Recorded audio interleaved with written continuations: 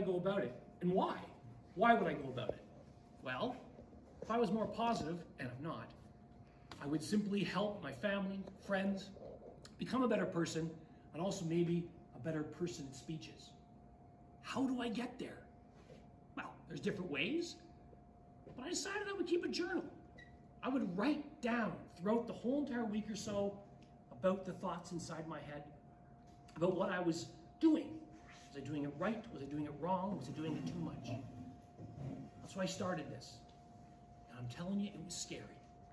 It scared the heck out of me, what's going on inside this head. It's different than most of you, probably, because I'm a little bit crazy. I'm on a little bit of drugs to help me with that. But I tried it, and it worked. It's always good to try something new. What did I learn about myself? I'm going to share with you 3 things, okay?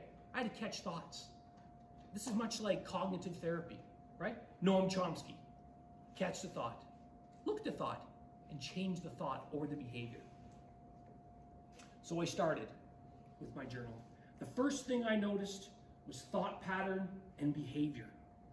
My mind is like a massive ping pong game going on at a professional level with my thoughts bouncing back and forth so fast I can't keep up with them. Are they negative? Are they positive? They go to a bit more of a negative, an angry side. I just have to motivate myself a bit that way, unfortunately. I can have morning, getting up, by the time I get to work, I have absolutely no idea what I've done, but I've had a million things going on inside my head. What are they? Well, they're a fight or an argument I had with somebody earlier, but I'm reenacting that fight and argument and trying to see if I can win. No, probably not. But I'm going through that bit by bit. And every single thought that I have isn't real. It's a fantasy. It's not here. It's not solid. I need to change that because it's not healthy. How does this happen throughout the day? It happens multiple times. I'm trying to change it. Because when you're with that all the time and it's going on inside your head, it doesn't feel good. That was the first thing. The next thing I noticed in my wonderful little journal was listening skills. You ever watch me during our speeches and our events over Zoom? Please watch. I don't sit still. I can't focus on any of you. It is so ignorant. It is almost narcissistic to some degree. It's not exhilarating, I'll tell you that much. I can't sit still. I tried really hard to listen to all of you, but sometimes I can't. I'm bouncing around. It happens all the time. I can listen to myself though, all the time, right? The worst person who experiences my inability to express and listen to what she is saying is my wife. It's very hard for her. She'll come in the door from work and she'll have this attitude that she needs to release. She needs to share it with me. She needs to bring it to me. And it's about her business. It's always the same story. All the clients were upset. People were calling. It was going on and on and on. It wouldn't end. Its couch is not cleaned properly. Its employee's not doing right. And it comes at me. And I'll be sitting there listening. I'll be like, oh my God, crap. It's this again. In the back of my head. But I'll take it in for about maybe 30 seconds. And then I'll interrupt. Like, do you like tulips, honey?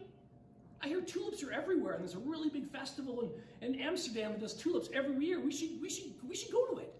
She's talking work. I'm talking tulips. We're not on the same page. I've gone somewhere else.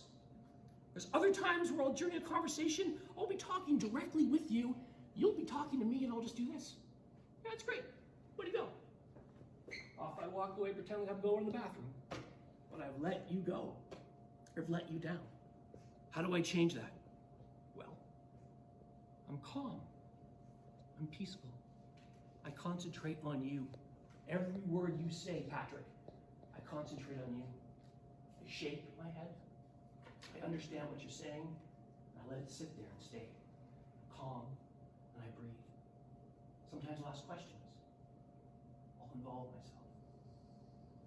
Biggest thing for me is silence.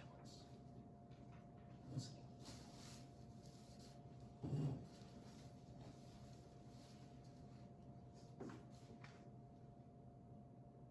Silence. Listening. I hate it. And sometimes during active listening, the person won't shut up and keep talking, and honestly, you have to find a way to end that conversation. Is it easy to do? I don't know. Might get around to it. So far we've gone through mind, thoughts, and memory going on. Now we've gone through active listening.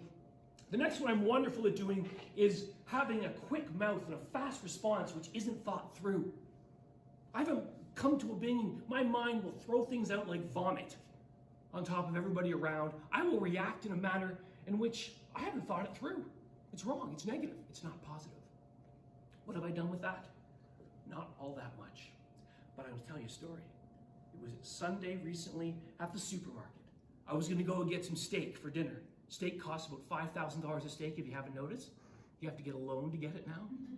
But I want to have with that steak, I want to have corn.